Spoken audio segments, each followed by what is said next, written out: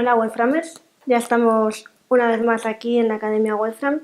Hoy vamos a seguir con los vídeos de derivadas.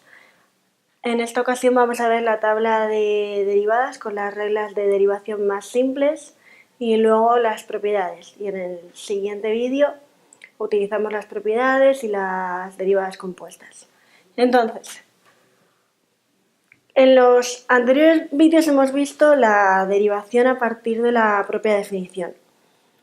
Es como se empezó a derivar, pero no es una forma rápida de derivar, porque ya habéis visto que para un polinomio simple tardamos un ratito. Entonces imaginaos una función muy larga, pues tardaríamos un montón y además habría que utilizar probablemente reglas trigonométricas y cosas que normalmente no nos acordamos. Entonces tenemos una tabla de derivadas que nos hace la vida más fácil. ¿Qué pasa? Que hay que aprendérselas. ¿Cómo aprende uno a derivar? Derivando. No hay más, hay que hacer muchos ejercicios y practicar mucho y así las reglas de derivación se nos van quedando. Entonces, ¿cuál es la primera regla de derivación?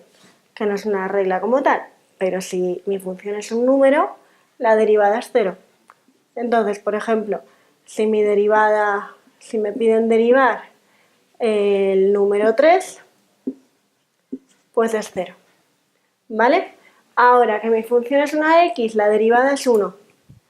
El ejemplo ya está. O sea, si mi función es x, la derivada es 1. X elevado a un número, la derivada es el número por x elevado a 1 menos en el exponente.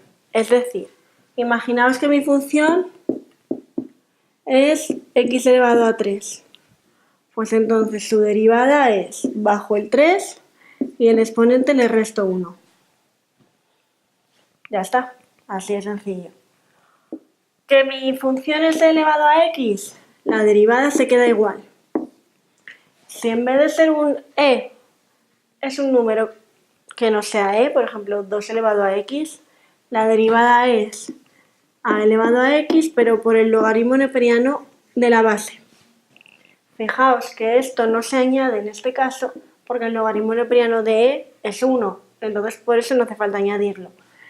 Como ejemplo, el primer no tiene ejemplo porque siempre que sea e elevado a x es e elevado a x, pero imaginaos que me piden 2 elevado a x.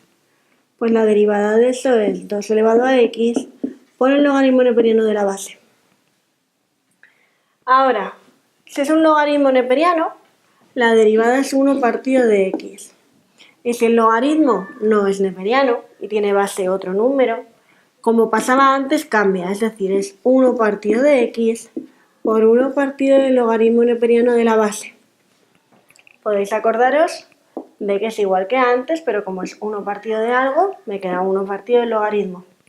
Por ejemplo, imaginaos que mi función es el logaritmo decimal de x. Pues su derivada sería 1 partido de x por 1 partido del logaritmo neperiano de 10. La derivada del seno, el coseno. La derivada del coseno, menos seno. Cuidado que cambia el signo. Y la derivada de la tangente, hay dos opciones posibles.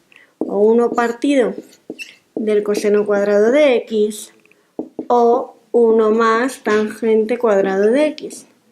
Esto es una igualdad trigonométrica, por eso hay dos opciones posibles. No os pongo ejemplos de esto porque son muy sencillitos. Lo que voy a hacer en ese trozo es poneros las del arcoseno.